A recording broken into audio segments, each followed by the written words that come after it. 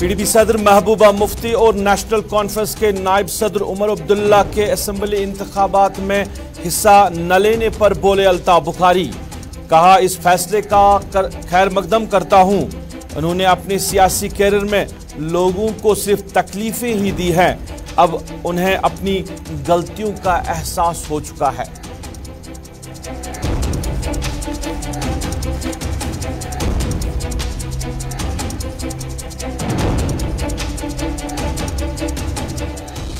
शुपियान में एसआई की तरफ से छापामार कार्रवाइयां, 2 स्कूलों समेत जमात इस्लामी की 9 जायदादें की गई जब्त।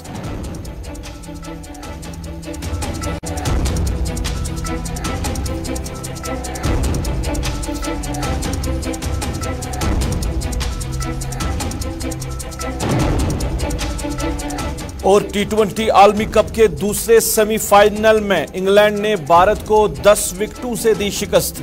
अब फाइनल में 13 नवंबर को पाकिस्तान और इंग्लैंड होगा आमने सामने।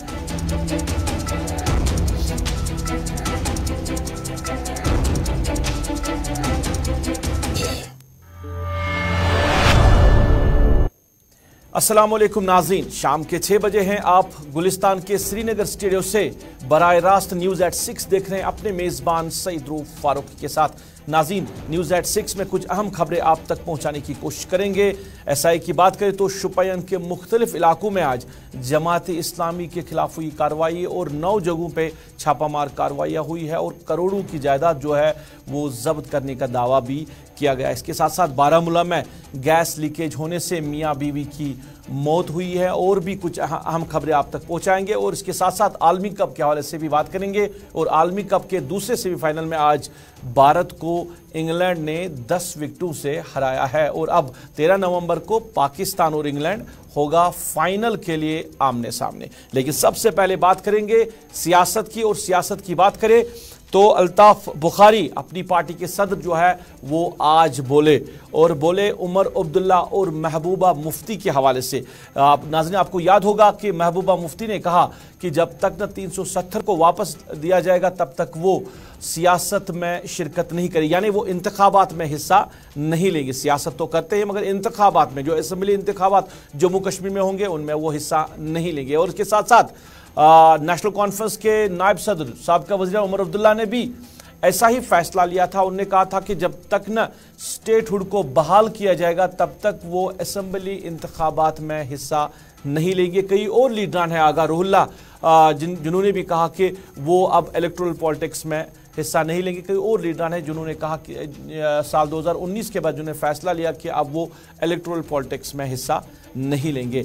और पिछले कई दिनों से ये खबरें जो है ये गश्त कर रही है, क्योंकि डॉक्टर फारूक अब्दुल्ला ने हालिया दिनों में बडगाम में मीडिया नुमाइंदों से बात की थी और उसमें उन्होंने कहा था कि उमर अब्दुल्ला ने जो फैसला लिया है असेंबली इंतखाबात में फैसला न लेने का, वो उस फैसले पे अभी भी है, क्योंकि जब तक न जम्मू कश्मीर को रियासत का दर्जा दिया जाएगा तब तक उमर अब्दुल्ला जो है वो असेंबली इंतखाबात में हिस्सा नहीं लेंगे। और महबूबा मुफ्ती ने भी कहा कि 370 को जब तक वापस न दिया जाएगा तब तक वो इंतखाबात में हिस्सा न लेंगे। इस मामले पर आज मीडिया नुमाइंदों ने अपनी पार्टी के सदर अल्ताफ बुखारी से पूछा कि दोनों जो साबिका वज़रा आला है उनका ये कहना है कि असेंबली इंतखाबात में हिस्सा नहीं लेंगे, अगर वो हिस्सा नहीं लेंगे तो किस तरह के इंतखाबात हो सकते हैं, क्या सही होगा उनका ये फैसला।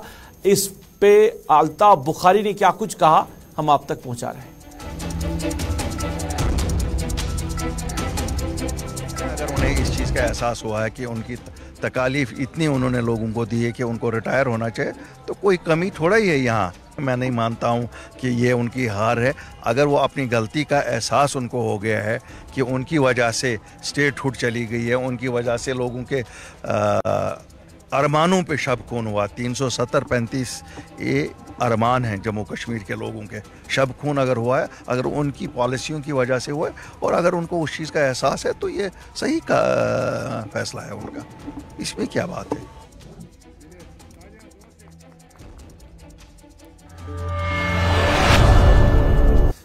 चलिए, अल्ताफ बुखारी का ये कहना है कि जम्मू कश्मीर आवाम के लिए जो शब-खून मारा गया है उसकी बड़ी वजह महबूबा मुफ्ती और उमर अब्दुल्ला है, जो उन्होंने सियासत की है, क्योंकि जो रियासत थी उसको यूटी का दर्जा दिया गया और 370 जो है वो ख़त्म किया गया है। तो अल्ताफ बुखारी के मुताबिक ये सब कुछ किन की वजह से हुआ है, इसके ज़िम्मेदार जो है वो नेशनल कॉन्फ्रेंस और PDP जो है वो ज़िम्मेदार है।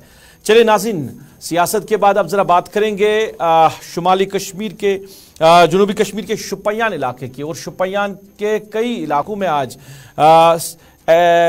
SI की तरफ से छापामार कार्रवाइयाँ की गई हैं और जमात इस्लामी की जो जायदाद है, प्रॉपर्टीज़ हैं, उनको ज़ब्त किया गया है। 2 स्कूलों समेत 9 जायदादें जो हैं वो ज़ब्त की गई है और बताया जा रहा है कि करोड़ों रुपए की लागत में ये जायदादें जो है ये जमात इस्लामी की थी, जिनमें स्कूल थे, जिनमें कुछ ज़मीन थी। उनको आज SI ने छापामार कार्रवाई की और इंतज़ामिया ने उनको अपनी तहवील में लिया है। शाह इरशाद से हम राब्ता कायम करने की कोशिश करेंगे और उनसे ही तफसीलात जानने की कोशिश करेंगे किन किन इलाकों में ये छापामार कार्रवाइयाँ हुई हैं, कितनी जो जायदाद है वो जब्त हुई है। बताया जा रहा है कि स्कूल्स के साथ साथ ज़मीन जो है वो जब्त की गई है। इरशाद, आपका खैर मकदम है। ये जो कार्रवाई आज हुई है SI की तरफ से, ये बताइए कि किस किस इलाके में हुई है, शुपियान के किस किस इलाके में हुई है?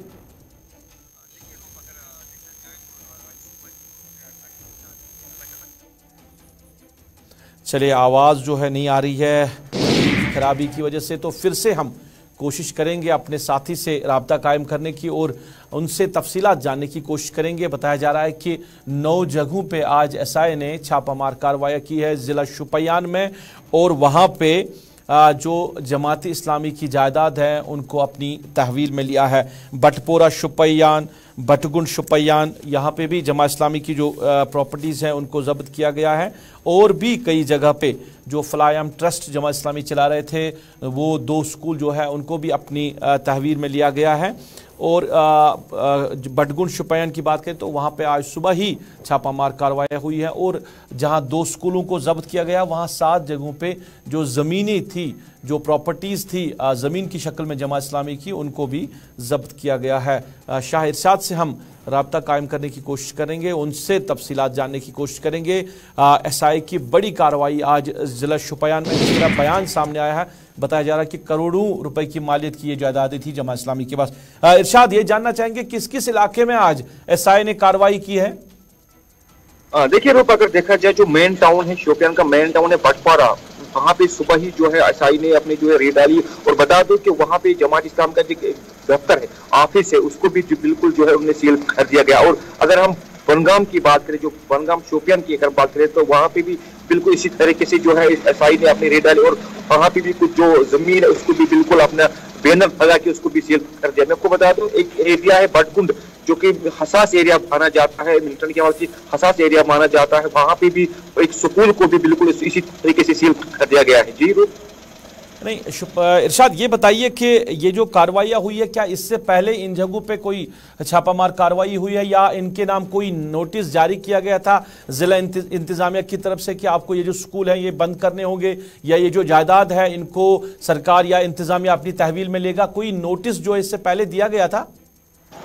देखिए रूप, मैं आपको बता दूं, पहले तो नोटिस दी गई थी। पहले जो है यूं ही मतलब मैं बता दूं कि आज से जो है 6 महीने पहले उनको जो नोटिस आई थी कि बिल्कुल इस जो है इस पे जो काम बंद किया जाए। मैं आपको बता दूं उसके बावजूद भी वहाँ पे काम जो है शुरू हुआ था, उस ऑफिस का काम शुरू हुआ था। आज जो है अचानक जो है SI ने वहाँ पे रेड डाली और वहाँ पे बिल्कुल ये क्या मतलब बाज़ाब्ते तौर जो है डिप्टी कमिश्नर के साथ साथ SSP शोपियान भी उस चीज को खुद लेके मॉनिटर कर रहे हैं और वहाँ पे बिल्कुल उस पे जो है सील कर दिया गया। मैं आपको बता दूं, बनगाम एरिया है जो कि शोपियान में ही भी है, वहाँ पे भी कोई जमीन है उसको भी बिल्कुल सील कर दिया गया है। अगर देखा जाए जो बटकुंड एरिया है वहाँ पे एक स्कूल है, जमात इस्लाम का एक स्कूल है, उसको भी बिल्कुल इसी तरीके से जो है सील कर दिया गया है। जी नहीं, इरशाद, ये बताइए कि ये जो पूरी जायदाद जो है प्रॉपर्टीज है या किसी शख्स के नाम पे थी या अभी भी ट्रस्ट के नाम पे ही चल रही थी? देखिए, ये किसी शख्स के नाम तो नहीं, अलबत्ता मैं आपको बता दूं ये जो है ये ट्रस्ट के नाम से चल रहा था। ये जो बिल्डिंग जो बनाई गई थी, जो शोपियान बटपोरा में बनाई गई थी, एक ऑफिस के बतौर जो है वहाँ पे बिल्डिंग बनाई गई थी, एक ट्रस्ट के नाम से जो है चल रहा है। अगर हम स्कूल की बात करें, बिल्कुल वो भी इसी ट्रस्ट का एक हिस्सा था, उसको भी आज जो है SI ने सेल कर दिया गया है। जमात इस्लामी बैंड है, पहले ही सरकार ने उस पर बैन लगा दी है और जो जमात इस्लामी से वाबस्ता जो लीडरान है या जो उलमा है वो कई जेलों में बंद भी है। तो क्या ये जो जिस ऑफिस का आप जिक्र कर रहे हैं ये चल रहा था आज के दिन में भी?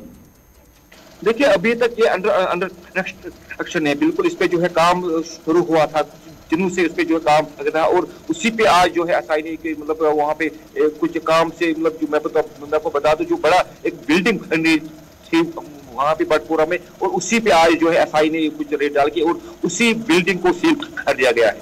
तो क्या किसी की गिरफ्तारी अमल में लाई गई है? देखिए अभी तक किसी की गिरफ्तारी जो है वो अमल में नहीं लाई गई। अब तक मैं आपको बता दूं कि जिस तरीके से स्कूल में कुछ हस्तीबाज जो है वो जो सामने आई और मैं आपको बता दूं ऑफिशियल कंफर्मेशन हमारे पास नहीं आई कि कौन इसमें मतलब से अभी तक हमारे पास कोई ऑफिशियल कंफर्मेशन नहीं आई है। चलिए इरशाद, बहुत बहुत शुक्रिया। एसआई और ज़िला इंतज़ामिया शुपियान की जो टीम है उन्होंने शुपियान के मुख्तलिफ इलाकों में आज छापामार कार्रवाई की हैं और जमात इस्लामी की जो प्रॉपर्टीज़ हैं उनको जब्त किया गया है, जिसमें 2 स्कूल्स बताए जा रहे हैं और कई जगह पे कुछ कंस्ट्रक्शन भी चल रही थी। एक बिल्डिंग जो ज़ेर तामीर थी उसको भी जब्त किया गया है। इसके साथ साथ कई और मकामात पे जो ज़मीन खरीदी थी जमात इस्लामी ने उनको भी इंतज़ामिया ने अपनी तहवील में लिया है।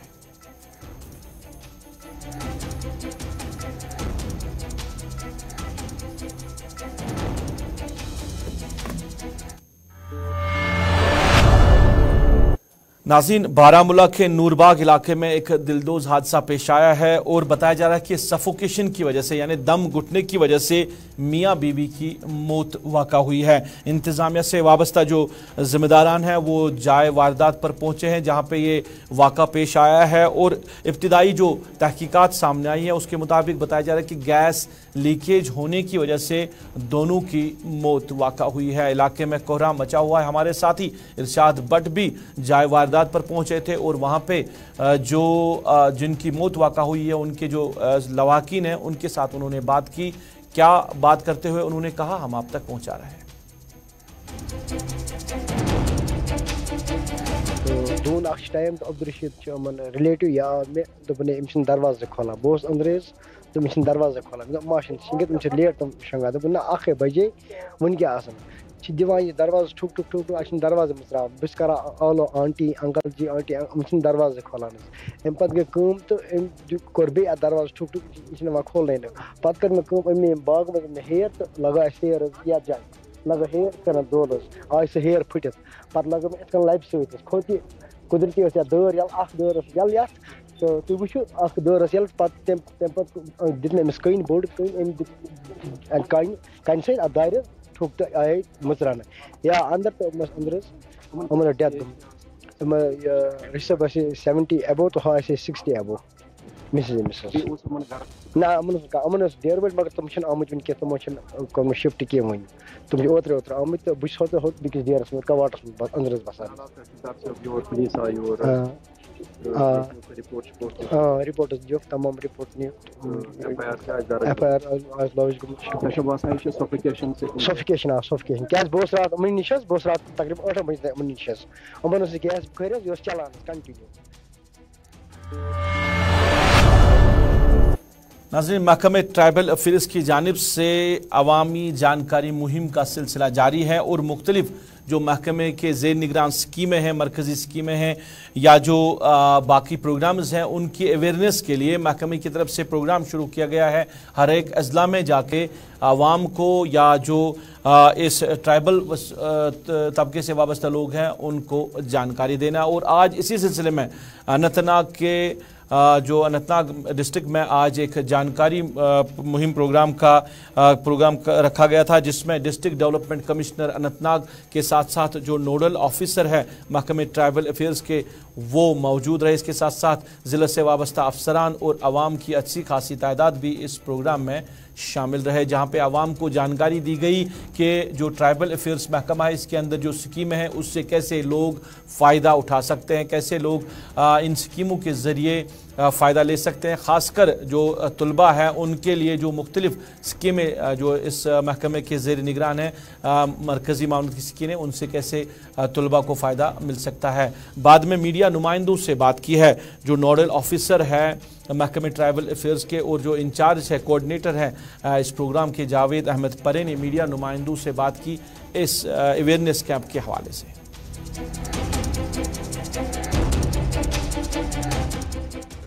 नेतृत्व में हमने ये सारा प्रोग्राम अंजाम दिया जो खुश असलूबी के साथ अंजाम तक पहुंचा है। तो उनकी बड़ी डेफोस से यही थी कि ये प्रोग्राम आप मतलब इन स्कीमों की जानकारी ज़्यादा से ज़्यादा। उन्होंने आज एक हमें एक तजवीज़ भी यहाँ रखी कि उनकी जो डायरेक्शन थी कि अगले जो ये प्रोग्राम होंगे ये सब डिस्ट्रिक्ट और डिवीजन लेवल पे भी होने चाहिए। तो हमारी कोशिश है कि मैं भी अब हम ये ऑलरेडी ये सेक्रेटरी ट्राइबल अफेयर से भी ये टेकअप किया ये मसला।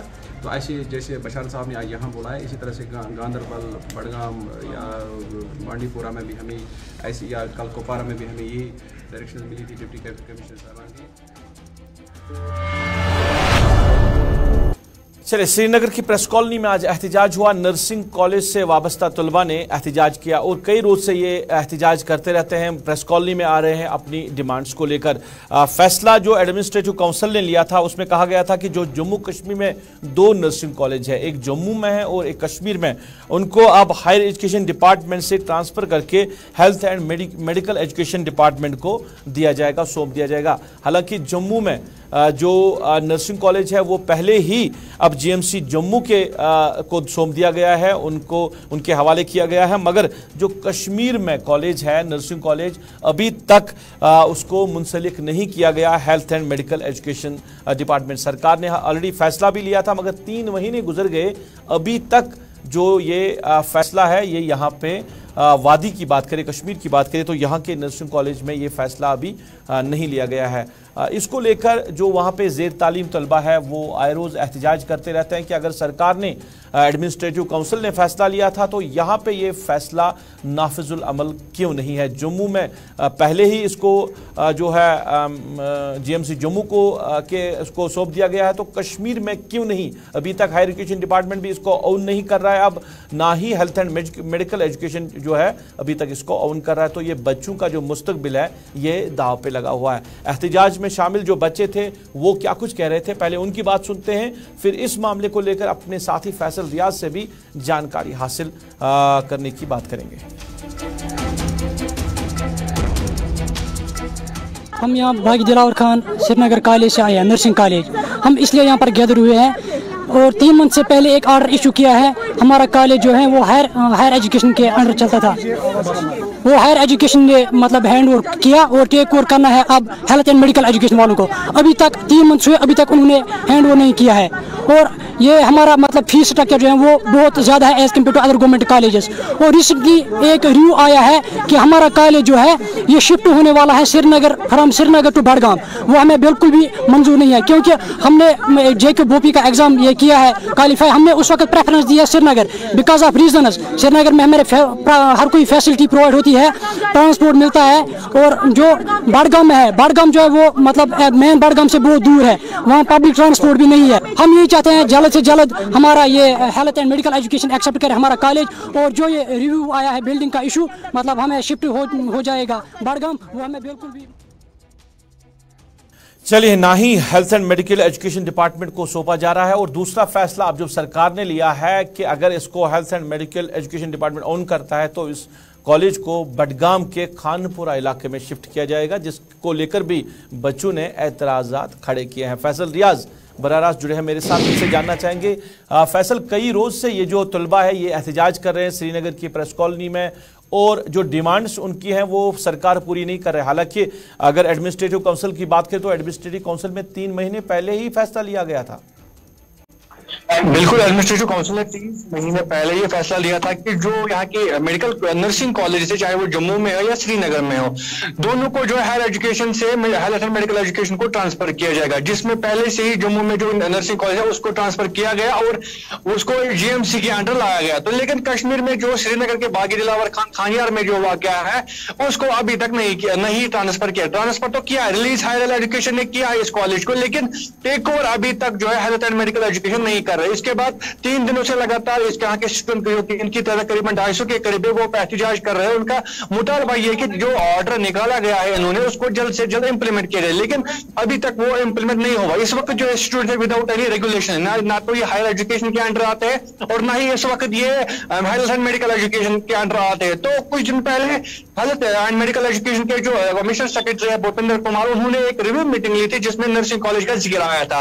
तो उसके बाद बड़गाम नर्सिंग कॉलेज की बात आई थी, तो तब से ये स्टूडेंट जो है तजब्जुब में है और कंफ्यूजन में है कि शायद जो श्रीनगर का ये नर्सिंग कॉलेज है इसको बड़गाम शिफ्ट किया जाएगा। हालांकि इसके लिए कोई ऑर्डर अभी तक नहीं आया है, लेकिन उनमें ये शक से बात है कि शायद वहां लेके जाएगी। लेकिन जो लैंड वहां पे दी गई है, वो इलाका बताया गया है, वो फीजिबल नहीं है क्योंकि वहां पे पब्लिक ट्रांसपोर्ट नहीं है, कोई ऐसी इस तरह की फैसिलिटी नहीं है जहां पे वो रह सकते। और अगर हम यहाँ के कॉलेज की बात करें, जो श्रीनगर में इनका कॉलेज है बागी दिलावर खान में, वहां पे 2 कॉलेज है, एक तो डिग्री कॉलेज आलोची बाग है और उसके साथ ये नर्सिंग कॉलेज भी वहीं पे है। इनके पास कोई ट्रेनिंग के लिए हॉस्टल नहीं है, कोई हॉस्टल नहीं है, कोई वहां पे ऐसी फैसिलिटी नहीं है जहां से आगे जाके एक अच्छे से नर्स बन सकते हैं, अच्छे से मेडिकल पैरामेडिकल बन सकते रहे। वहां पे किसी तरह की कोई फैसिलिटी नहीं है। और इस फैसिलिटेट करने के लिए की एडमिनिस्ट्रेटिव काउंसिल ने यह फैसला दिया था कि आप इसको हेल्थ एंड मेडिकल एजुकेशन के तहत लाएंगे ताकि जो ये बच्चे हैं वो जीएमसी में ट्रेनिंग कर सके, वहां पे पढ़ सकते हैं। लेकिन जैसा कि आपने खुद ही कहा कि 3 महीने से ये अभी तक इंप्लीमेंट नहीं हो रहा। अब आप खुद ही देखिए,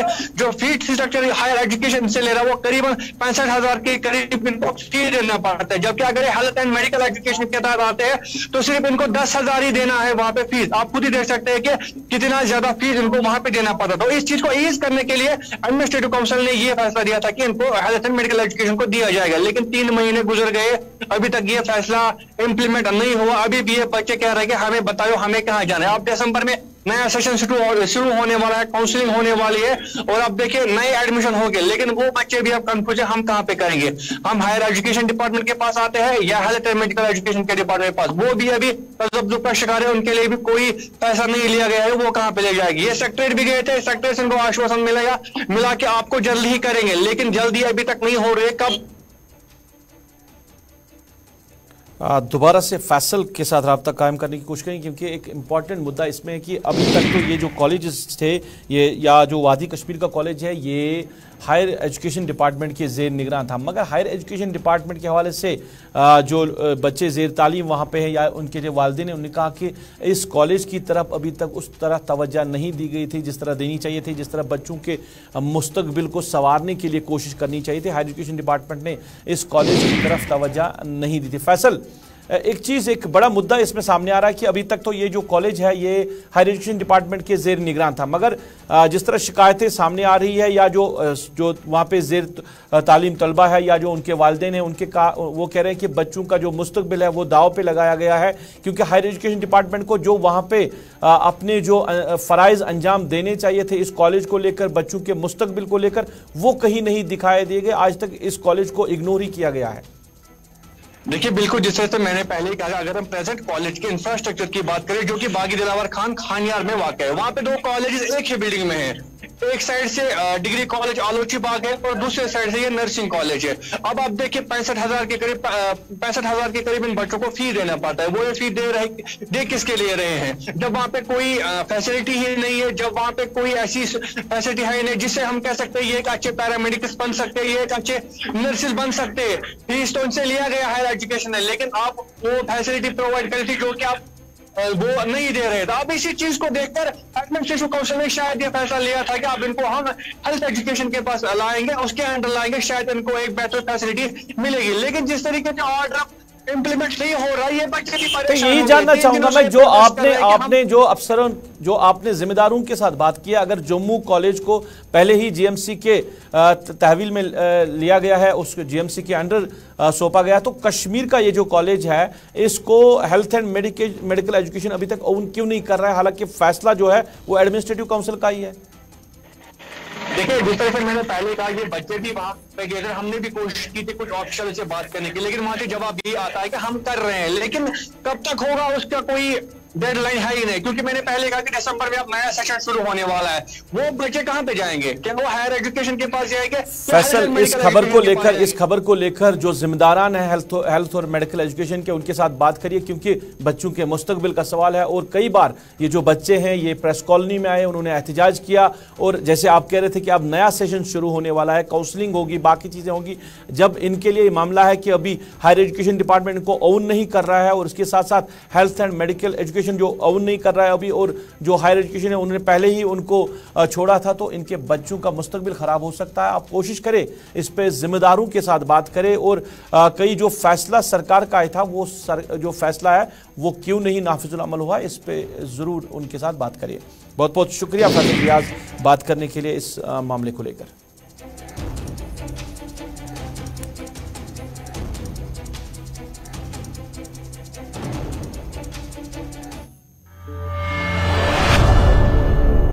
चलिए नाज़रीन, आखिर में आपको खेल के मैदान से भी बात करें तो T20 आलमी कप का आज दूसरा सेमीफाइनल खेला गया, और दूसरा सेमीफाइनल इंग्लैंड और भारत के दरमियान खेला गया। भारत ने पहले बैटिंग कर, हालांकि टॉस इंग्लैंड ने जीता और उन्होंने बॉलिंग करने का फैसला लिया, तो भारत ने 168 रन का जो टारगेट है वो इंग्लैंड को दिया, जो इंग्लैंड ने 16 ओवर में मुकम्मल किया बिना कोई विकेट खोए हुए, यानी 10 विकेटों से इंग्लैंड ने आज का ये दूसरा सेमीफाइनल मैच जो है वो जीत लिया है। और अब जो फैसला कुन मैच है, यानी ताज किसके सर पर रखा जाएगा, वो मैच जो है वो अब आने वाली इतवार यानी 13 नवंबर को होगा मेलबर्न क्रिकेट स्टेडियम में, जहां पाकिस्तान का मुकाबला अब इंग्लैंड से होगा। और जो क्रिकेट एक्सपर्ट्स हैं वो ये बता रहे हैं कि लुढ़कते लुढ़कते ही पाकिस्तान जो है वो सेमीफाइनल में आ पहुंचा, और सेमीफाइनल में न्यूजीलैंड को शिकस्त देकर फाइनल में पहुंचा, और 1992 की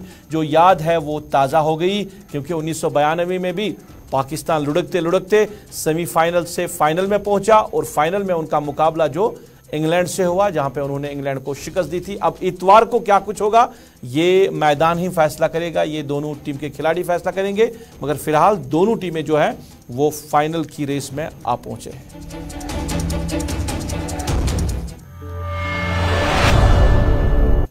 चले नाज़रीन, इसके साथ ही अभी तक के न्यूज़ एट 6 से अपने मेज़बान को इस वादे के साथ दीजिए इजाज़त। आप खुश रहेंगे, आबाद रहेंगे, हमें भी अपनी नेक दुआओं में याद रखेंगे। अल्लाह आपका हमारा सब नासिर।